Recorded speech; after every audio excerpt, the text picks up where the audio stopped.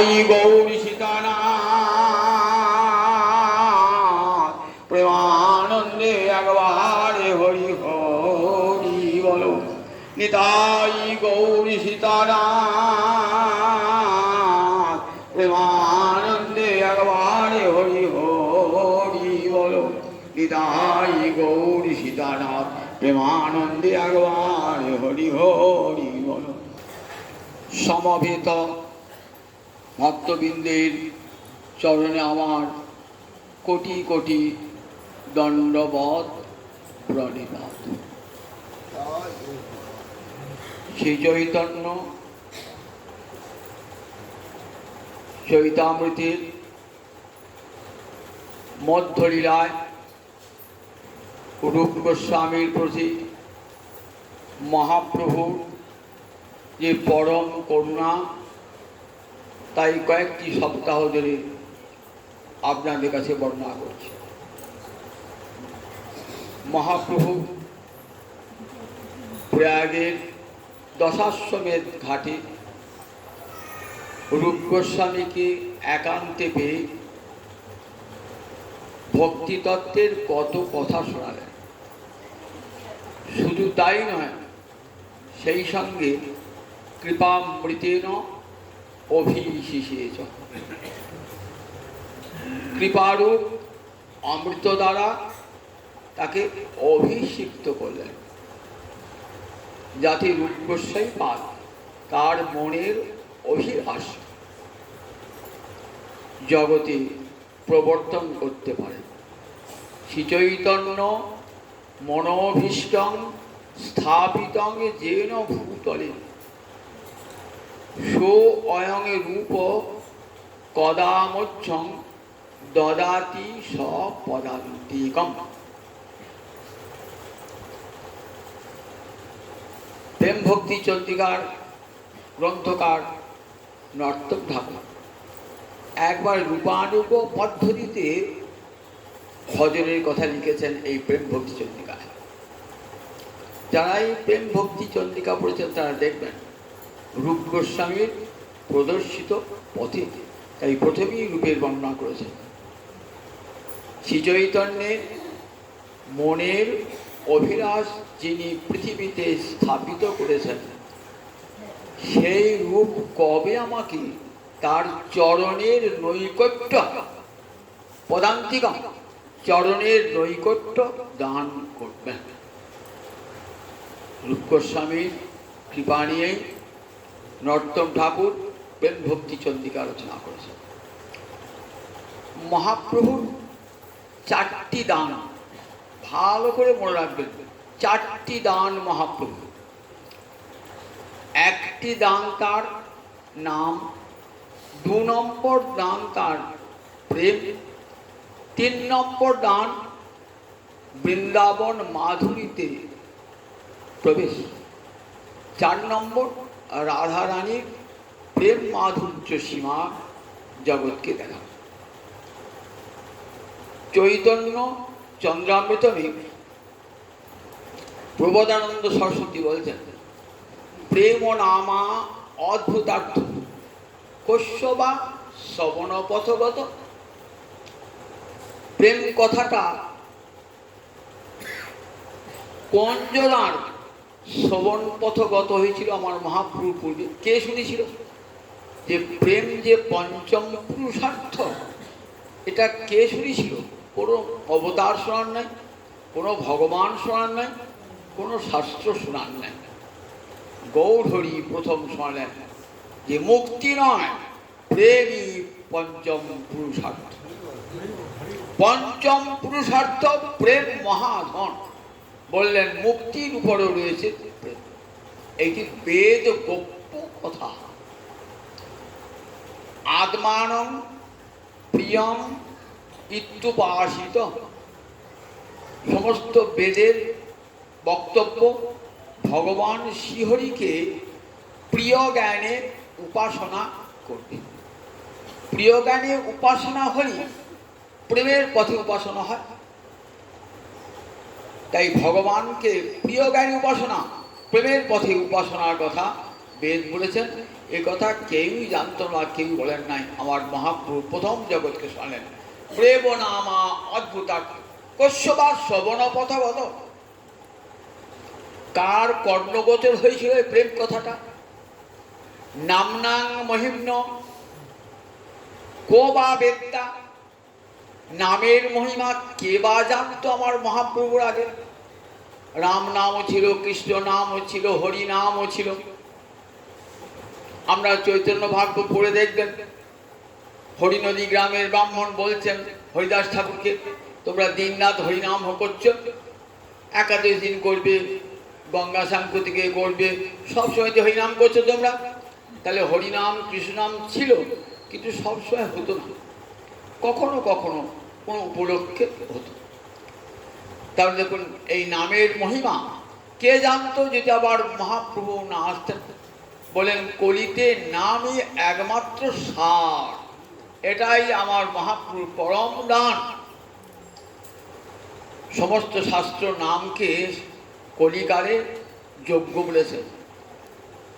গীতাতে ভগবান বলছেন যজ্ঞানাং জপযজ্ঞ অস্মি, যত যত যজ্ঞ আছে সমস্ত যজ্ঞের মধ্যে আমি জপযজ্ঞ। জপটা কার হয়? নামেরই জপ হয়। তাহলে জপযজ্ঞ ভগবান। তাহলে নামের মহিমা আমরা জানতাম না, নাম ছিল বটে কিন্তু নামের মহিমা আমরা জানতাম না। আমার মহাপ্রভু কৃপা করে জনে জনে ঘরে ঘরে, ব্রাহ্মণ থেকে চণ্ডাল, ধনবান থেকে ধনহীন, পুণ্যবান থেকে পাপিষ্ঠ, দুর্ভাগা থেকে ভাগ্যবান, সকলকে দান করেছেন। নির্বিচারে দান, জাতি ধর্ম বর্ণ কোনো কিছুর অপেক্ষাই করেন নাই, কাল প্রতীক্ষা করে নাই, সকলকেই প্রেম দান করেছেন নির্বিচারে। তাই নামনাং মহিম্ন কো বা বেদ্যা। আর বৃন্দাবন মহামাধুরীষু কস্য বা প্রবেশ, বৃন্দাবনের মাধুর্যে কারই বা প্রবেশাধিকার ছিল? বাসুদেব ঘোষ গানে বলছেন মধুর বৃন্দা বিপিন মাধুরী প্রবেশ চাতুরী সার, বড় যুবতী ভাবের আরতি সকতি হইত কার। যদি আমার গৌরাঙ্গ না হতো কেমন হইত, কেমনই ধরিতাম এদের।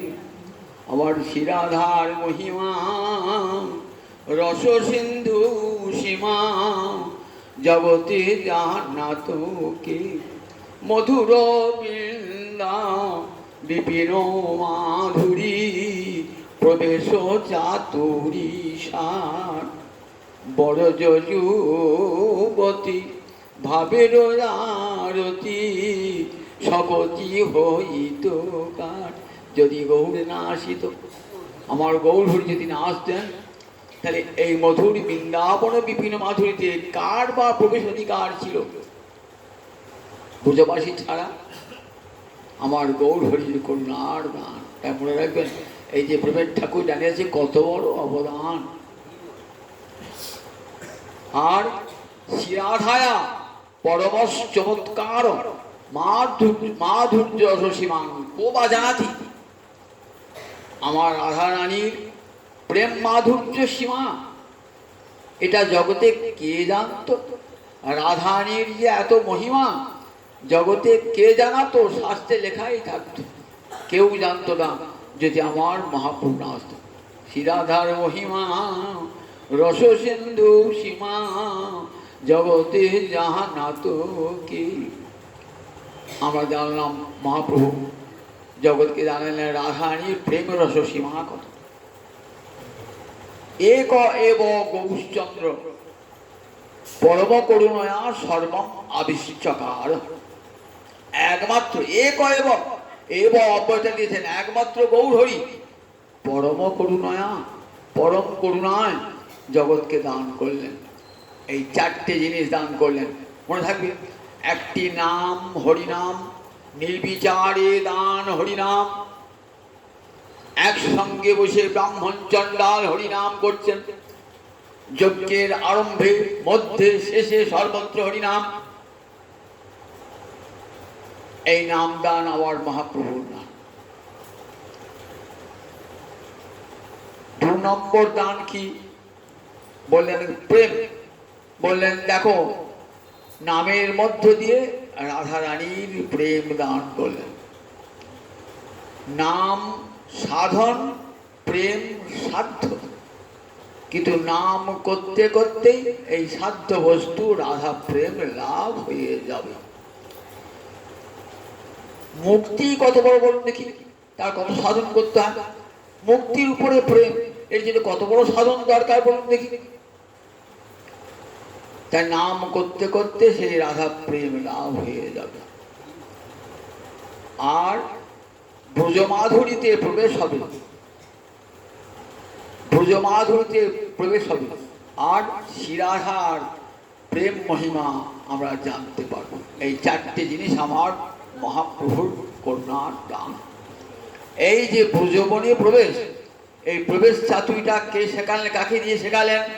রূপ গোস্বামী পাদকে দিয়ে ব্রজমাধুরীতে প্রবেশ দেখাচ্ছেন। কেমন আমার গোবিন্দের চতুর্বিধ মাধুর্য, এ মাধুর্য নাহি নারায়ণে।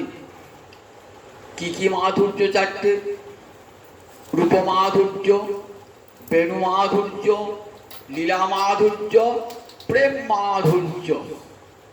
6টা ঐশ্বর্য আর 4টে মাধুর্য। এটাই গোবিন্দ কৃষ্ণ ভগবানের রয়েছে।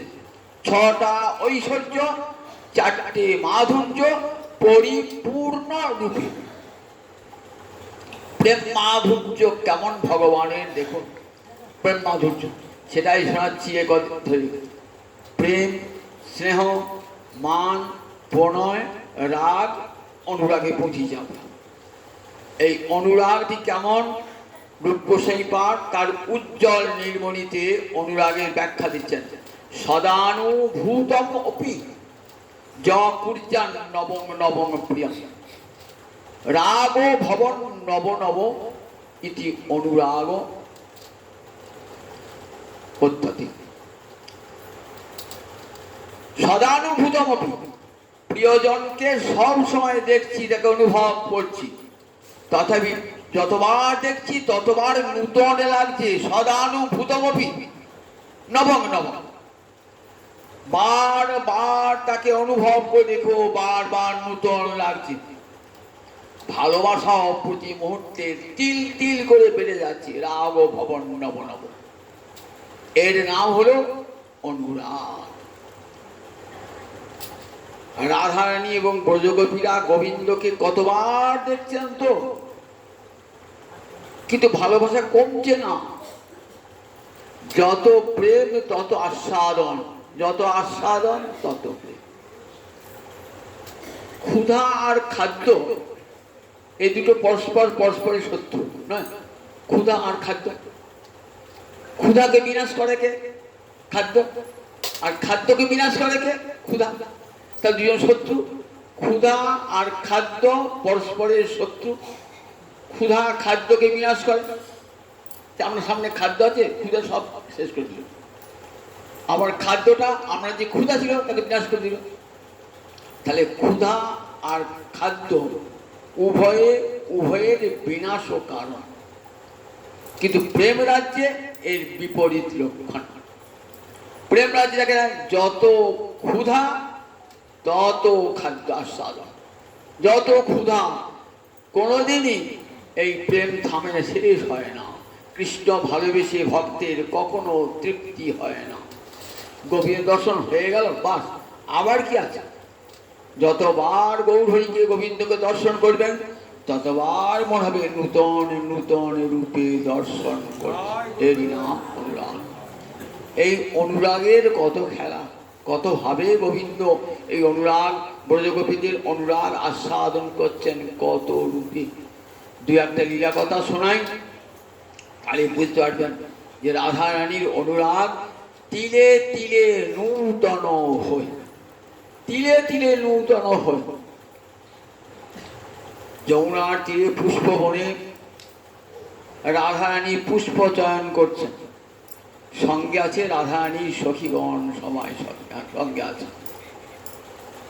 গোবিন্দ মধুমঙ্গলকে পাঠালে, যাও মধুমঙ্গল, বলো গা তোমরা কোন অধিকারে বনে প্রবেশ করেছ?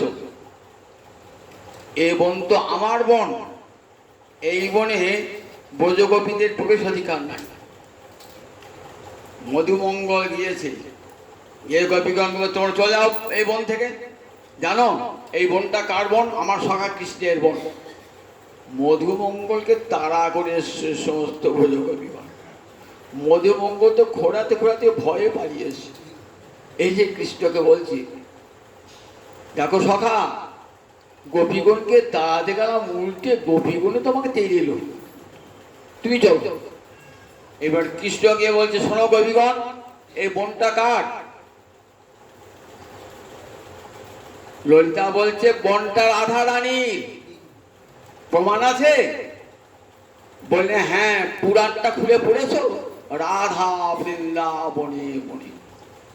এই বনটা রাধা রানীর বন, বৃন্দাবন।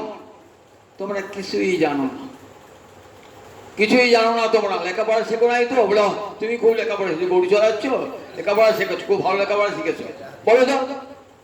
জানো বেদে কি বলা আছে? এটা কৃষ্ণ বনম বলা আছে। কৃষ্ণ বন শব্দের অর্থ জানো? না না, আমরা জানি কি করি? তুমি গরু চড়াচ্ছ তো অনেক কিছু শিখেছো, আর আমরা লেখাপড়া শিখি নাই।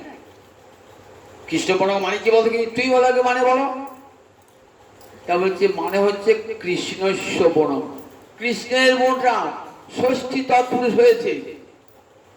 বিশাখা বলছে বাহ, খুব ভালো ব্যাকরণ শিখেছো তুমি।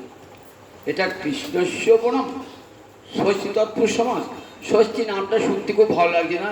চন্দ্রাবলী নাম ষষ্ঠী, তাই ইংরেজি বলছেন ও ষষ্ঠী নামটা ষষ্ঠী, আর তৎপুরুষ তস্য পুরুষ, তুমি তো ষষ্ঠীর পুরুষ, সেই জন্য ষষ্ঠী তৎপুরুষ বলতে খুব ভালো লাগছে।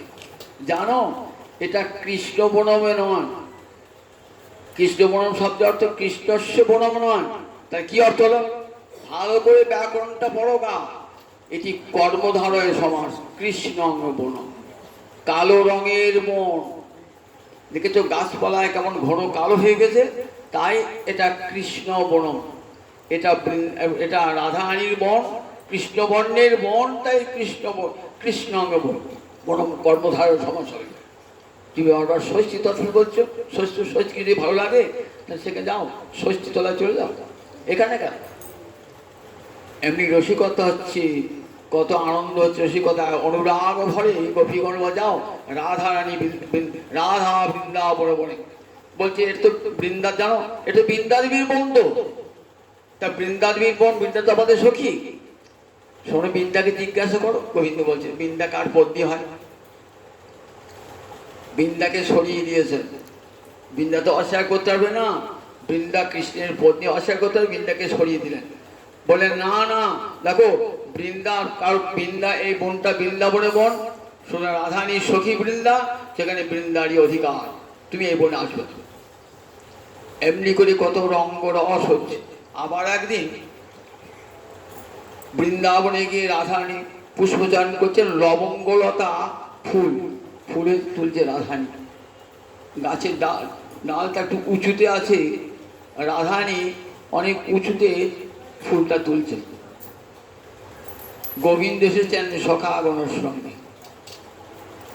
এক সখাগণ একটু দূরে দাঁড়িয়ে আছে, গোবিন্দ ফুলের মালা দিতেছে।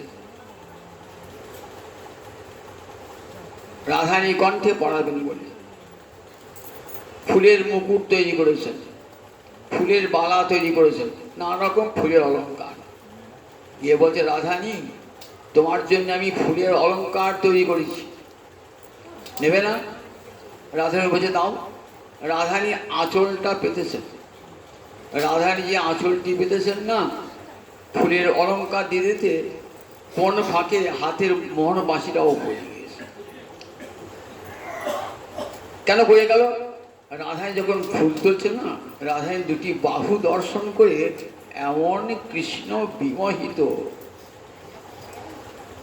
এই সুন্দর হাত দুখানি দেখে রাধা গোবিন্দে এগুলো বিহব্বল, হাত থেকে যে বাঁশি পড়ে গেল খেয়ালি।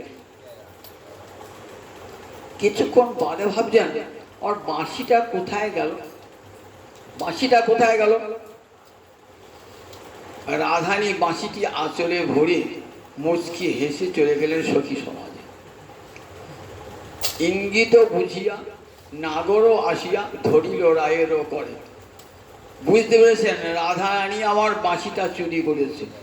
রাধারানী ইঙ্গিত বুঝিয়া নাগরও আসিয়া ধরিল রায়ের করে।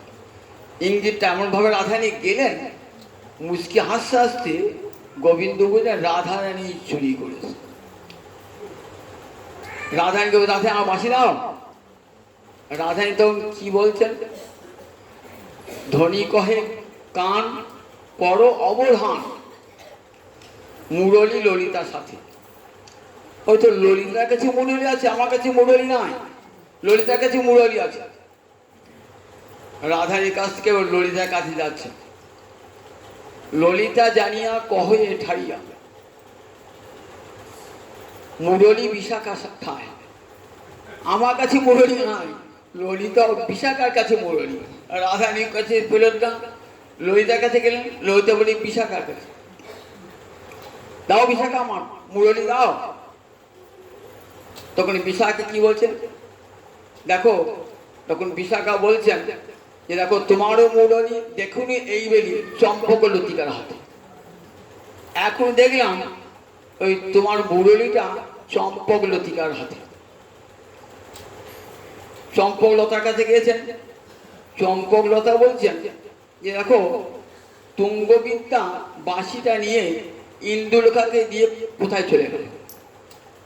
রাধারানী গোবিন্দ একের পর আগ যাচ্ছেন, মুরলী আর পাচ্ছেন। সখীরা এসে বসেছেন একটা মালতী কুঞ্জ পাশে, মাধবী কুঞ্জের পাশে ব্যক্তিতে বসেছেন। গোবিন্দ হাহুতাশ করে ঘুরে আমার বাঁশি কোথায় গেল, আমার বাঁশি কোথায় গেল, বাঁশি কোথায় গেল।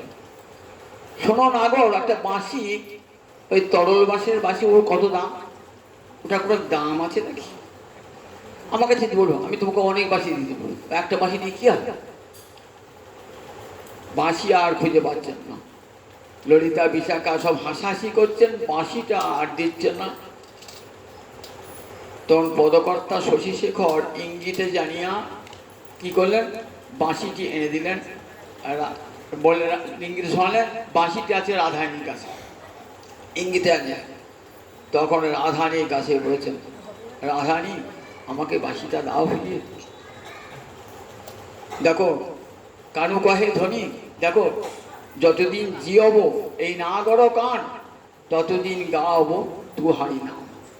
দেখো বাঁশিটা আমাকে দাও, যতদিন বাঁচব তোমার নাম আমি করব। এই বাঁশিটা রাধারানী বাঁশিটা নিয়েছেন, ভাবছেন বাঁশিটাকে বলছেন যে বাঁশি তোর লজ্জা হয় না, ফলের বদনে থাকো, নাম ধরি সদা ডাক, গুরুজন করে অপযশ। ফল হয় যেই জন সে করে খল্পনা, তুমি কেন হও তার বশ। বাঁশিটাকে বলছে হাতে নিয়ে, দেখো বাঁশি কৃষ্ণ খলের বদনে থাকো তো, কৃষ্ণ মানে কৃষ্ণ খল দুষ্ট ব্যক্তি, তার বদনে থাকো তো, আর রাধা রাধা নাম ধরে ডাকছো। এদিকে আমাদের কি দশা হচ্ছে জানো তো, রাধার নাম ধরে আমাদের গুরুজনা করে অপযশ। যে খল হয়, খল হয় যেই জনা সেই করে খল্পনা। খল খল ব্যক্তি যে সে খল্পনা কোনই ছাড়ে না। তুমি কেন হও তার বশ, তুমি কেন তার বশ হও। বলে রাধারানী বাঁশিটি নিয়েছেন, বাঁশিটিকে ফেলে দেবো। এই বাঁশি কি করে, ঘর ছাড়িয়ে নিয়ে আসে। সখী সঙ্গে রূপের কথা কইতেছিল বসি, হেন কালে রাধা নামে বাজল মোহন বাঁশি। যেই বাঁশি বেজে উঠলো আর রাধারানী ঘরে থাকতে পারলেন না। বাঁশি তো ডাকছে রাধারানী, এবার বাহির হও রায়। বাঁশি তুমি আর বেজো না, করি অহংকার, সর্প হইয়া ধ্বংসিলে যে শ্রবণের আমার। বাঁশি আর বেজো না। দেখো সাপ যেমন দংশন করলে যেমন জ্বালা হয়, ওই বংশী রহস্য আমার তেমনি হৃদয়ে জ্বালা হচ্ছে। তরলে জনম তোর, তরলে জন্ম তোর, দেখ কিছু ইলাজ নাই। নিচু বংশে জন্মেছিস তো লজ্জা ভোগতা। তরল বংশ হচ্ছে নিচু বংশ। নিচু বংশের লোকের লজ্জা ঘৃণা ভয় কিছুই থাকে, যদি উঁচু বংশে জন্মাতিস তার দেখ। তরলে জনম তোর, কিছু ইলাজ নাই। ঝাড়ের না গাল পেলে সাগরে ভাষায়। তোর বংশকে উচ্ছেদ করে দাম, জানিস? তোর বংশকে, ওই তরল বংশকে যে জানতাম কোথায় আছে ঝাড়, ওই তরল বংশের ঝাড় আমি কেটে সাগরে ভাসি। ঝাড়ের না গাল পেলে সাগরে ভাষায়। আমার বলছেন দেখ, কি ধন পাইয়া বাসি করো দুটিপনা। তোকে কি ঘুষ দিয়েছে রে? তুই দুটিপনা করছিস, কি ঘুষ পেয়েছিস কিসের কাছ থেকে? কি ধন পাইয়া বাসি করো দুটিপনা। পর কি বিউঝয়ে কভু পরের বেদনা। তরলে জনম তোর, হৃদয় সরল, খলের বদনে থাকি উগার গরল। তোর মনটা সরল বটে, নিজ বংশে জন্ম, তোর মনটা সরল বটে, কিন্তু খলের বুকে থাকিস তো, মুখ দিয়ে গরল বেরোচ্ছে, গরল বেরোচ্ছে। হৃদয় সরল হয়ে যাবে, মুখ দিয়ে তোর গরল বেরোচ্ছে। যদুনাথ দাসে কহে বাঁশির দোষ কি, খলে জনে যা বলায় তাই বলে হে বাঁশি। যদুনাথ দাস কই বলছেন, খল জনে যা বলাবে বাঁশি তো তাই বলবে। খল জনে বলাবে, এমনি করে বংশীর প্রতি আক্ষেপ অনুরাগ রাধারানীর বংশী কৃষ্ণের অধর থেকে। কেন রাধারাধার নাম ধরে রাখো তুমি? গুরুজন আমাদের অপযশ করে, অনুরাগের চরম সীমায় এমনি করে বংশী মাধুরী আস্বাদন করছেন, বংশী হরণ লীলা আস্বাদন করছেন ভোজগোপে গোবিন্দের সঙ্গে। অনুরাগের চরম সীমায় এই প্রেম মাধুর্য গোবিন্দে, এত এত অপূর্ব প্রেম মাধুর্য বৃন্দাবন লীলা। এই মাধুর্য শ্যামসুন্দরী জলকেলী লীলা হচ্ছে, রাধাকুণ্ডের জলকেলী হচ্ছে। জলকেলী হতে হতে পণ্ডেকে খেলাতো, বললে বেশ কে আগে দেবে? আগে রাধারানী জল ছেটা। রাধারানী জল ছেড়াচ্ছে, রাধাকুণ্ডে নেমে কৃষ্ণকে জল ছেটাচ্ছে। কৃষ্ণ পিছনে হয়ে দাঁড়িয়েছে, পিছনে দাঁড়িয়েছে, আর রাধারানী জল ছেড়েছে, কিন্তু কৃষ্ণের চোখে দিচ্ছে না। কেন কৃষ্ণের চোখে দিচ্ছে না? কৃষ্ণের চোখে দিলে কৃষ্ণের চোখে কষ্ট হয় বলে রাধারানী কৃষ্ণের চোখে জলটা দিচ্ছেন না, গায়ে দিচ্ছেন, পিছনে দিচ্ছেন। কৃষ্ণ তো এত কৃষ্ণ পরাজিত হলো না, এত জল দিলেন, তেমন যেমন কাজ তেমনি হয়ে গেল। তখন বলে রাধারানী এইবার আমার পালা। এবার রাধারানীকে জল দিচ্ছেন, কে হারে দেখি? গোবিন্দ তো হারলো না, গোবিন্দ জিতে গেল। এবার রাধারানী যে দাঁড়িয়েছেন না, কৃষ্ণ কি তার শর্ত মানলেন না, কি করলেন? রাধারানীর চোখে জল দিচ্ছেন, রাধার চোখে জল দিচ্ছেন। সখীরা বলছে, দেখো তুমি তো শর্ত মেনে কেন রাধারানীর চোখে জল দিচ্ছ? কেন রাধারানী চোখে জল দিয়েছে? কৃষ্ণ তো শুনবে না, বলছে দেখো এখানে প্রতিদ্বন্দ্বিতা হচ্ছে, আমি ওসব মানবো না। চোখে জল দিচ্ছেন, দিতে রাধারানী চক্রবর্তী এখন রাধারানী হেরে গিয়েছে। সখীরা কিন্তু রাধা নামে বলছে জয় রাধে জয় রাধে জয় রাধে। রাধারানী জয় কোথা হলো? রাধারানী জয় কোথা হলো? রাধারানী জয় দিচ্ছ, বলো জয় শ্যাম বলো। বলছি ওটা আমাদের মুখ কোনোদিন আসবে না, সারা বৃন্দাবনে কোথাও মুখে আসবে না। জয় কৃষ্ণ জয় শ্যাম কোথাও বৃন্দাবনে নাই। আমরা রাধারানী হারলেও জয়, রাধারানী জিতলেও জয়, জয় রাধে জয় রাধে। রাধারানীকে লুকিয়ে পড়েছেন, আর রাধাকে দেখা যাচ্ছে না, কোথায় গিয়েছেন? রাধাকুণ্ডে যেখানে যেখানে স্বর্ণকমল ফুটেছে সেখানে গিয়ে রাধারানী লুকিয়ে পড়েছে। আমাদের সখী কোথাও লোকালে, দেখো হারিয়ে গেল, সখীকে খুঁজে দাও, আমাদের সখী খুঁজে দাও। গোবিন্দ ভাই ঠিক আছে, কোথাও তো খুঁজে পাচ্ছেন না রাধারানীকে। কোথায় ঢুকেছেন? যেখানে স্বর্ণ কমল ফুটেছে, রাধারানী মুখটিও স্বর্ণ কমলের মতন, তো একবার বুঝতেই পারা যাচ্ছে না। গোবিন্দ গিয়ে স্বর্ণ কমলের বণিকে দাঁড়িয়ে আছেন, দেখছেন ভ্রমরগুলো এতক্ষণ আসল পদ্মে বসেছিল, সেখান থেকে উঠে রাধারানী বদন পদ্মে বসে, বলছে এইটি আসল পদ্ম। রাধারানীর বদন থেকে বলছে এইটি আসল পদ্ম সব। তখনই সঙ্গে সঙ্গে রাধারানীকে ধরেছেন, এই তো তোমাদের সখী, দেখো তো, আমাকে ধরো দেখি একবার। বলছে ঠিক আছে, তুমি জলে কেমনকে যাও দেখি, তোমাকে কেমন ধরে ফেলবো।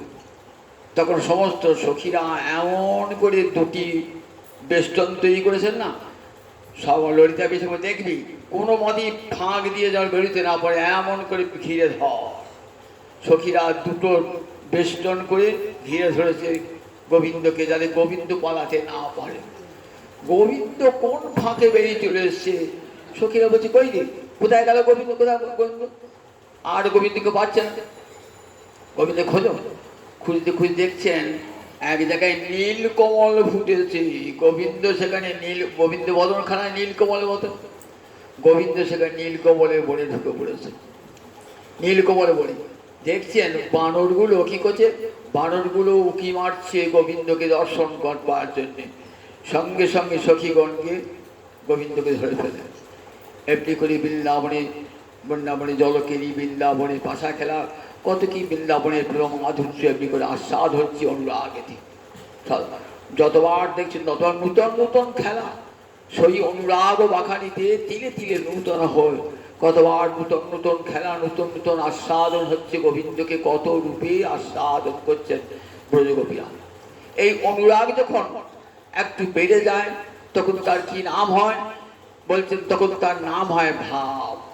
অনুরাগ সসংবিদ্য দশাং প্রাপ্য প্রকাশিত যাবদাস্য বৃত্তিশ্চেদ ভাব ইত্যবিধীয়ত। এই ভাব আর মহাভাব একই জিনিস। রূপ গোস্বাইপাদ ভাব বলেছেন, মহাভাব বলে নাই। কবিরাজ গোস্বাইপাদ ভাবের একটা স্তর করেছেন মহাভাব। এই ভাবেতে কি হয়, অনুরাগ ও সসংবিদ্য দশাং প্রাপ্য। অনুরাগ শুধু নিজেকেই জানে, কে নায়ক কে নায়িকা নাই, শুধু আস্বাদনটা। রসগোল্লা আর জিহ্বা দুটো পৃথক থাকে তো, তবে আস্বাদনটা হয়। কিন্তু যখন যখন রসগোল্লার রসটা আস্বাদন করছেন তখন জিহ্বারও খেয়াল নাই আর রসগোল্লারও খেয়াল নাই, তখন আস্বাদনটাই রয়েছে। অনুরাগও ঠিক, কে রমণী কে রমণ, কে নায়ক কে নায়িকা, এই অনুরাগের চরম সীমায় এ বোধ আর নাই। কেবল শুধু প্রেমী বিদ্যমান, অনুরাগ বিদ্যমান রয়েছে একমাত্র। এই অবস্থাটি ভাব। এই ভাব অবস্থায় দেখুন কি হয়, তার দুটো স্তর, অধিরূঢ় আর রূঢ়। অধিরূঢ় অবস্থায় কাদের মধ্যে আছে রূঢ় আছে একমাত্র ভোজক রাধারানীর গণের মধ্যে আছে রূঢ় ভাব। তারা এক মুহূর্ত কৃষ্ণ দর্শন না করে থাকতে পারে না, এক মুহূর্ত কৃষ্ণ দর্শন না করে। নিমেষের অসহ্যতা, এক নিমেষ তারা কৃষ্ণ বিরহ সহ্য করতে পারেন না। পলকে বলয় করে, আর যেমন মহাপ্রভু কাঁদছেন গম্ভীরা মন্দিরেতে, কি বলে কাঁদছেন দেখুন, ঠিক ওই গোপীগণের ভাবটি নিয়ে। যুগায়িতং নিমিষেন চক্ষুষা প্লাবিসায়িতং শূন্যায়িতং জগৎ সর্বং গোবিন্দ বিরহেণ মে, গোবিন্দ বিরহেণ মে। যুগায়িতং নিমিষেন, একটা নিমেষকে মনে হচ্ছে একটা যুগ যেন কৃষ্ণ দেখি না। একটা নিমেষ, নিমেষ মানে চোখে একটা পলক পড়তে যেটুকু সময় লাগে তাকে বলে নিমেষ। যুগায়িতং নিমিষেন, একটা নিমেষকে মনে হচ্ছে এক যুগ কৃষ্ণ দেখি না। চক্ষুষা প্লাবিসায়িতং, দু চোখে নেমেছে বর্ষার জলধারা। শূন্যায়িতং জগৎ সর্বং গোবিন্দ বিরহেণ মে, শূন্যায়িতং জগৎ সর্বং, জগৎটাকে শূন্য বলে মনে হচ্ছে কৃষ্ণ বিরহী। গোপীরা ঠিক তাই। কুরুক্ষেত্রে যখন কৃষ্ণ দর্শন করছেন না, দূর থেকে কৃষ্ণ দর্শন করছেন তো তখন কি করছেন, চোখের পলক পড়ছে, কতদিন কৃষ্ণ দেখেন নাই, আজ কুরুক্ষেত্রে প্রথম দর্শন করছেন কৃষ্ণকে। দর্শন করে আর তৃপ্তি আর হচ্ছে না, ন তৃপ্তি দর্শনাদিষু, দর্শন করেও তৃপ্তি হচ্ছে না। তখন বিধাতা মাঝে বলক করছে, বিধাতাকে ধিক্কার দিচ্ছেন। ত্রিশিশু পুষ্পকৃত স্বপন্থী, বিধাতাকে অভিশাপ দিচ্ছেন। নারীরা কখন অভিশাপ দেয়? নারীরা কোমল চিত্ত, কাউকে অভিশাপ দেয় না। কখন দেয়? যখন তাদের সহ্যের সীমা ছাড়িয়ে যায়। ব্রজগোপীদের সহ্যের সীমা ছাড়িয়ে গেছে, তারা বিধাতাকে ধিক্কার দিচ্ছেন। বিধাতা, তুমি জড়ো, তুমি সৃষ্টি কার্য জানো না। কৃষ্ণ দেখবার জন্য দুটি নয়ন দিয়েছ, তাতে আবার নিমেষ আচ্ছাদন দিয়েছ। দূর থেকে দেখছেন কৃষ্ণকে। তখন বিধাতাকে দৃশিশু পুষ্পকৃতম বিধাতা রঙের স্বপন্থী অভিশাপ দিচ্ছেন। এই যে রূঢ়ভাবে লক্ষণ, এক মুহূর্ত কৃষ্ণ দর্শন না করে থাকতে পারছেন না। অধূর ভাবে কি দেখতে হয়? উড়োর ভাব থেকে একমাত্র রাধানীতেই এই অধীর ভাব বিদ্যমান। অধীর ভাবেতে রাধানী কেমন অবস্থাটি? কৃষ্ণ বিরহ জ্বালা একমাত্র রাধানী সহ্য করতে পারেন না। প্রতি মুহূর্তে যখন রাধানী চরম নিজে আর্তিতে চরম আর্তি রয়েছে রাধানী, তাতে কৃষ্ণের যেন কোনো অমঙ্গল না হয়, অকল্যাণ যেন না হয়, কৃষ্ণের যেন কোনো অমঙ্গল হয়। নিজের যত দুঃখ কষ্ট হয়ে হোক না কেন, কৃষ্ণের যেন কোনো অমঙ্গল না হয়। নিজের চরম আর্তিতেও কৃষ্ণের প্রতি ভালোবাসা। এরকম দেখুন, উদ্ধব বলছেন, রাধারানী আমি তো মথুরায় ফিরে যাবো, বলো কৃষ্ণকে কি বলতে হবে। রাধারানী বলছেন, দেখো উদ্ধব, কৃষ্ণকে আমাদের দুঃখের কথা বলো না। আমরা যত দুঃখ পাই না কেন, কৃষ্ণ যেন সে দুঃখ না পায়, কৃষ্ণ যেন দুঃখ না পায়। আমাদের দুঃখের কথা শুনে হয়তো কৃষ্ণ দুঃখ পাবে, আমরা চাই না কৃষ্ণ বিন্দু মাত্র দুঃখ প্রাপ্ত হোক। আবার কৃষ্ণ বনে বনে ঘুরে বেড়াচ্ছেন, তো সেই গোপী গীতে আছে, অটতি যৎ ভবানন্দি কাননম, অটতি যৎ ভবানন্দি কাননম। বলছে তখন যখন তুমি বনে বনে ঘুরে বেড়াও, তখন আমরা কি ভাবি যে দেখো তোমার দুটো চরণ, এত সুকোমল চরণ, আমরা বক্ষে নিয়ে ধীরে ধীরে কর্কশেষু স্তনেষু দধিমহি শনৈ শনৈ, আমরা হৃদয়ে ধরি ধীরে ধীরে, তোমার পায়ে যেন ব্যথা না লাগে। গোপী বক্ষে চরণ দেবেন তো, তা গোপী বক্ষ বলছে আমাদের বক্ষটা এত কঠিন, তোমার চরণ দুটো বড় কোমল, তো যদি ব্যথা লাগে, তাই আমরা ধীরে ধীরে শনৈ শনৈ মানে ধীরে ধীরে দধিমহি স্তনেষু কর্কশেষু আমরা বক্ষে ধারণ করি। আর সেই চরণ দিয়ে তুমি বনে বনে ঘুরে বেড়াচ্ছ, আমাদের হৃদয়ে কত কষ্ট হচ্ছে। দেখেছেন, অধীর স্তরে এই অবস্থাটি হয় ব্রজকবিদের অধীর স্তরে। আটটি সম্পত্তি এক মুহূর্ত যেন গোবিন্দের বিন্দুমাত্র কষ্ট না হয়। এর পরের স্তরটার নাম হচ্ছে, অধীর স্তরের পর নাম হচ্ছে মাদন আর মোদন। মোদন হয় কখন? না মিলনে, মোদন মিলনে, মাদন বিরহে। আমরা দেখি মিলনকালে রাধা গোবিন্দ যখন মিলন হয় তখন কত সুখ হয়, আর যখন বিরহ হয় কত দুঃখ হয়। পার্বতী জিজ্ঞাসা করছে মহাদেবকে, আচ্ছা কৃষ্ণ ভালোবেসে রাধারানীর অন্তরের সুখটা কেমন হয় বলো তো মহাদেব, আর কৃষ্ণ বিরহে রাধারানীর অন্তরের দুঃখটা কত হয়? শুনবে দেবী, কৃষ্ণ ভালোবেসে রাধারানীর অন্তরে কতখানি সুখ হয়, শুনবে?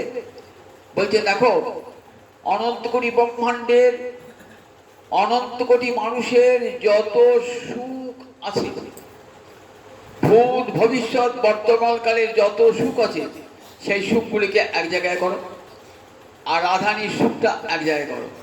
রাধারানীর সুখটা কেমন হবে? হিমালয় পর্বতের মতো। আর অনন্ত কোটি ব্রহ্মাণ্ডের অনন্ত কোটি মানুষের ভূত ভবিষ্যৎ বর্তমানের সুখটা হবে সামান্য একটা বিন্দুর মতো। এখানে বুঝতে পারছো রাধারানী কৃষ্ণ ভালোবেসে কতখানা সুখ হয়, দুঃখ কত হয়। বলেন পৃথিবীতে অনন্ত কোটি ব্রহ্মাণ্ডের অনন্ত কোটি কালের অনন্ত কোটি মানুষের যত দুঃখ, ভূত ভবিষ্যৎ বর্তমানে যত দুঃখ, সব এক জায়গায় করো। আর রাধারানীর দুঃখ এক জায়গায় করো। রাধারানীর দুঃখ হবে হিমালয় পর্বতের মতো, আর অনন্তকোটি ব্রহ্মাণ্ডের দুঃখ হবে সামান্য এক বিন্দু বিন্দুর মতো। তাহলে কৃষ্ণ ভালোবেসে কেমন সুখটা হয় এই মদনেতে। যখন মদনে আমরা দেখতে পাই, মদনে রাধারানী কেমন সুখ। যখন কুরুক্ষেত্র দর্শন হচ্ছে তো, তখন রাধারানীর সঙ্গে গোবিন্দের মিলন হবে। কিরকম দেখুন, ব্রজের দ্বারকার মহিষীরা তারা ভাবছেন রাধারানী এসেছে, শুনেছি বৃন্দাবন থেকে ব্রজগোপীর দল এসেছে, তা রাধারানী একবার দেখবো কেমন। দ্বারকা মহিষীরা সত্যভামা, রুক্মিণী এরা সব বলছে গোবিন্দকে দেখাবে, রাধারানী দেখাবে। বলছে রাধারানীকে দেখতে পারবে না, পারবে না তোমরা, রাধারানীকে দেখো মতো চোখ তোমাদের নাই, দেখাও না, তুমি কৃপা করে বা রাধারানীকে দেখাও না। তুমি রাধারানী রাধারানী বলো, আমি তো কোনো রাধারানীকে দেখি নাই, রাধারানীকে দেখবো। রাধারানী প্রবাস তীর্থে স্নান করে আসছেন, সখীরা রাধারানীকে নিয়ে আসছেন কেমন করে, পালকিতে চাপিয়ে নিয়ে আসছেন। রাধারানী তুই কম কিসের রে, সত্যভামা রুক্মিণী পালকিতে করে এসেছে, আমরাও তোকে পালকি করিয়ে নিয়ে যাবো, চল, তুই তো রাজনন্দিনী। নিয়ে আসছেন, স্নান করিয়ে পালকি করে নিয়ে আসছেন। পালকির দরজাটা খোলা আছে, অনেক দূর এসেছেন, কৃষ্ণের কাছাকাছি এসেছেন। কৃষ্ণের কাছে মিলন আশায় রাধারানী অন্তর কেমন বিবশ হয়ে গেছে। দেখছেন অঙ্গ ছটা কেমন, দেখছেন সত্যভামা রুক্মিণী বৃন্দা জাম্ববতী সব 16,108 মহিষী দাঁড়িয়ে আছেন রাধারানীকে দর্শন করবার জন্য। রাধারানীর দর্শন হয় না, রাধারানী অঙ্গ ছটাটুকু দর্শন করেছেন। দর্শন করি সঙ্গে সঙ্গে এইখানে একেবারে মূর্ছা।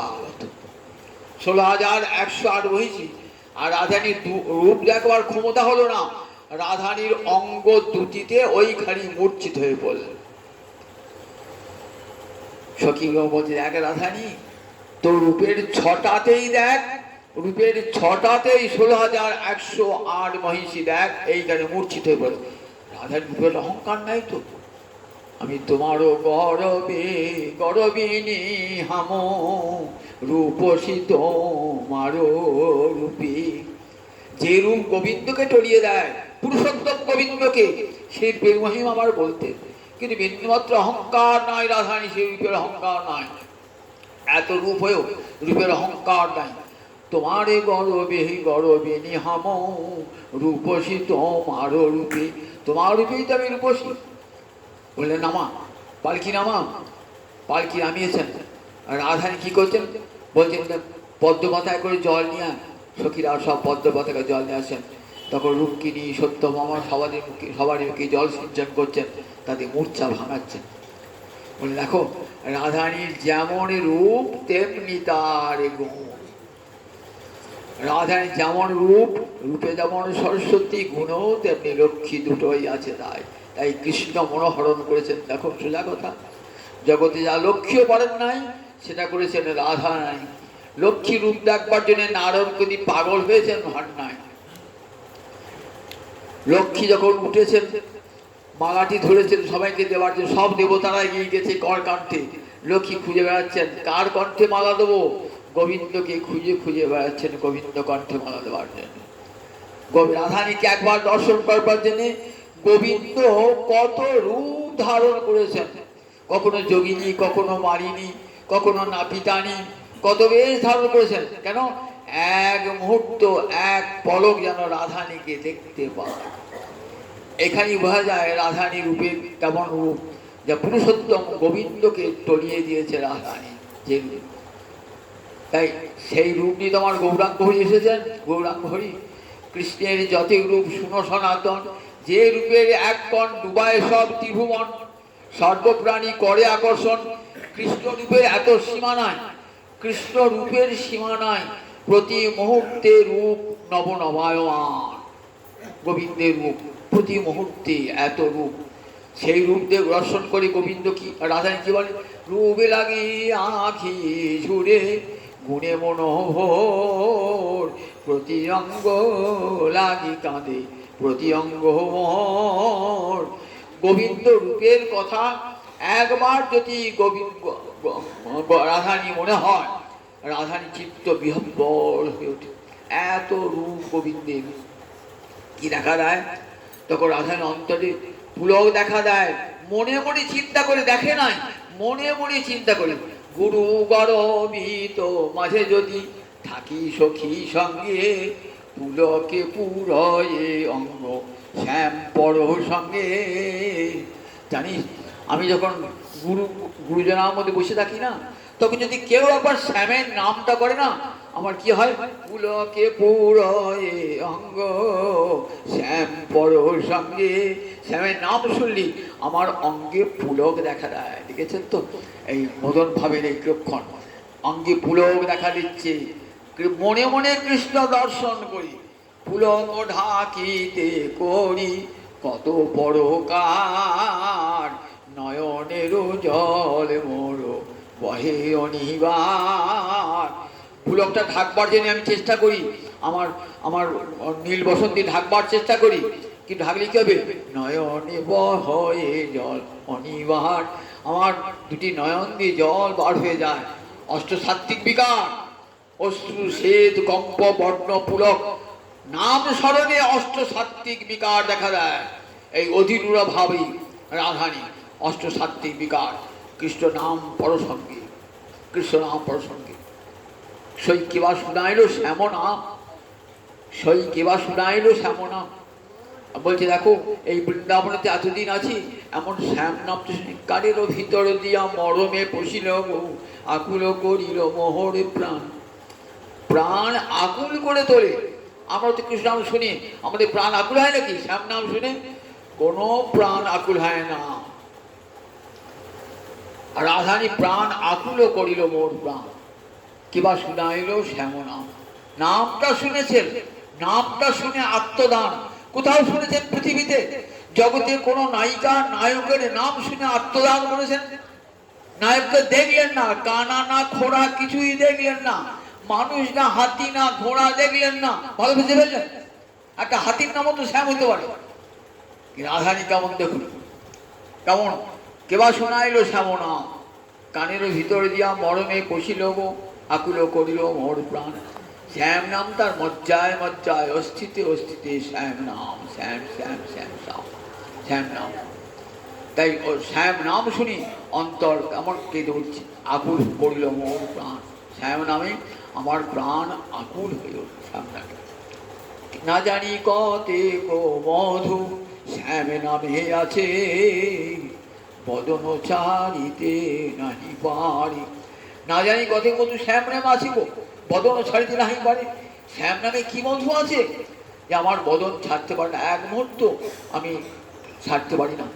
সখীরা যখন সাজায় রাধানীকে অভিসার দেওয়ার জন্যে, তখন রাধানী কি বলেন, আমার কাজ কি ভূষণে, কাজ কি ভূষণে, আমার নয়ন ভূষণ শ্যাম দর্শন বদন ভূষণ নামে। আমার নয়ন ভূষণ শ্যাম দর্শন বদন ভূষণ নামে। আমার দুটি নয়নের ভূষণ হলো শ্যাম দর্শন, আর বদনের ভূষণ হলো শ্যাম নাম। দেখেছেন রাধা, কাজ কি ভূষণে, আর কোনো ভূষণ চাই না, আমাকে সখী সাজাস না, কতক্ষণে শ্যাম দর্শন করবো। অন্তরখানা আকুল হয়ে ওঠে। এই অনুরাগের সীমাতে, চরম সীমাতে, অধীর স্তরে যখন পৌঁছান, তখন এই অবস্থাটি হয়। মদনে মিলন, বিরহে মাদন। এই মাদন রসটি আগামীকাল আবার আগামী রবিবার বৈজয়িত হয়। আগামী রবিবার রাধাষ্টমী, মনে থাকবে রাধাষ্টমী। ও রাধারানী কিন্তু মনে রাখবেন রাজনন্দিনী, ওই পাটালি খাবে না কিন্তু আমাদের, বা বাতাসা খাবে না, ভালো মিষ্টি আনবেন রাধায়, রাজনন্দিনীকে খাওয়াবেন, যদি পয়সা খরচ করবেন, ভালোবাসবেন রাধারানীকে, দুটো ভালো মিষ্টি নিয়ে আসবে ওই দিনে, রাধাকে রাজনন্দিনীকে খাওয়াতে হবে ওই দিনে। ওই দিনে যেন। আর বুধবার থেকে এই তবালতলা মন্দিরে ভাগবত সপ্তাহ শুরু হবে। পাঠের আগে, এখানে পাঠের আগে শেষ হয়ে যাবে। আপনি যখন যাবেন বুধবার থেকে 7 দিন পর পর ভাগবত সপ্তাহ হবে, ওখানে যাবেন। আর পাঠে আগে, এখানে পাঠে আগে ওটা পাঠ শেষ হয়ে যাবে। আর আগামী রবিবার রাধাষ্টমী, ওই দিন রাধা ভালো মিষ্টি টিষ্টি খাবে, ভালো করে জানি তাই জানি তাই জানি তাই।